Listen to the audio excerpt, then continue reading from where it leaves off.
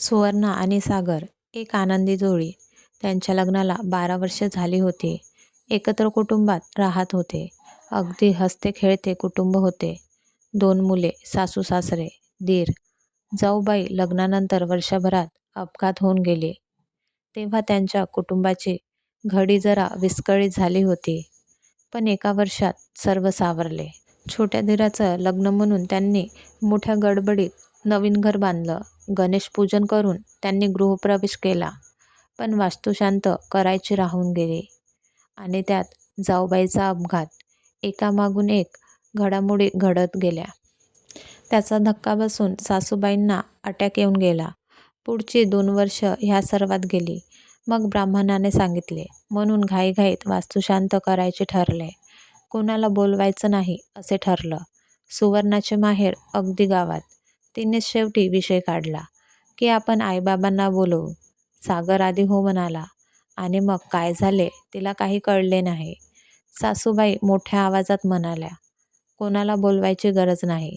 आधीच त्याचे असे झाले. उगाच काही वाढवायची गरज नाही. सुवर्णाने ते ऐकले आणि तिला खूप भरून आले. माझे घर आणि माझ्या आईबाबांना बोलवायचं नाही. एवढी वर्ष झाली लग्नाला, तरी एवढे स्वातंत्र्यसुद्धा नाही मला. तिला खूप राग येत होता. पण घरात भांडण नको म्हणून गप्प बसली. गावात एका ठिकाणी लग्न होते म्हणून तिच्या सासूबाईंच्या नंदा येणार होत्या आणि भटजींनी त्यानंतर 2च दिवसांनी वास्तुशांतीचा मुहूर्त दिला होता. पाहुणे घरात आले. त्यांना राहायचा आग्रह झाला.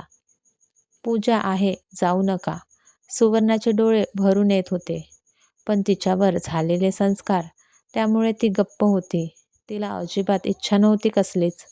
आज एवढी वर्ष झाली, तरी माझ्या पायात ह्यांच्या बेड्या का? एवढे पाहुणे आले ते चालतंय, पण माझे आईबाबा आले असते तर काय झाले असते? वास्तुशांतीचा दिवस येतो. ती सर्व तयारी करत असते. पूजा सुरू होते. माहेरचं कोणी आले असेल तर ओटी भरायला या. सुवर्णाचे डोळे गच्च भरून आले. आई तिची कधीच कोणत्या कर्तव्याला चुकली नव्हती. तिने आधीच ओटी पाठवून दिली होती. आत्या सासूबाईंनी ओटी भरली. ती काही बोलत नसली तरी तिचा चेहरा आणि डोळे बरंच काही बोलून गेले.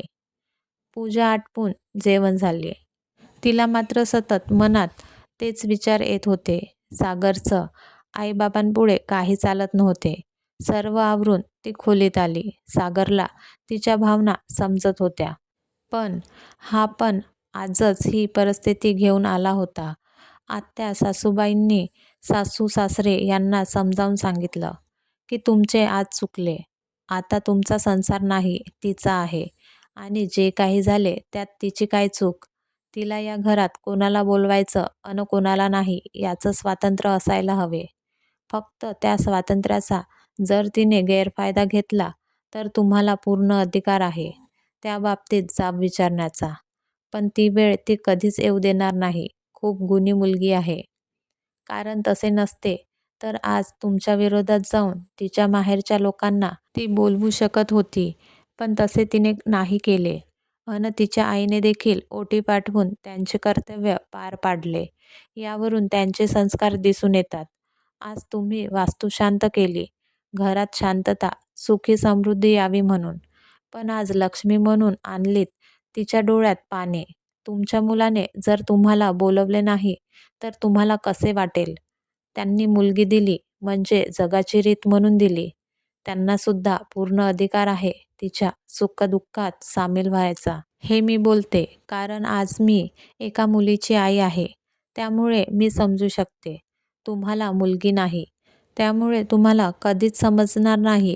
हल्ली मुलींना सासरी स्वातंत्र्य दिले जाते असे बोलले जाते.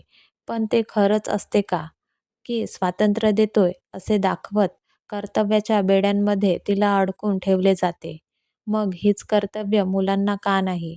तिने सासू-सासरे, सासरची माणसे जपून ठेवण्यासाठी आयुष्यभर झटायचे अन मग त्याला का नाही?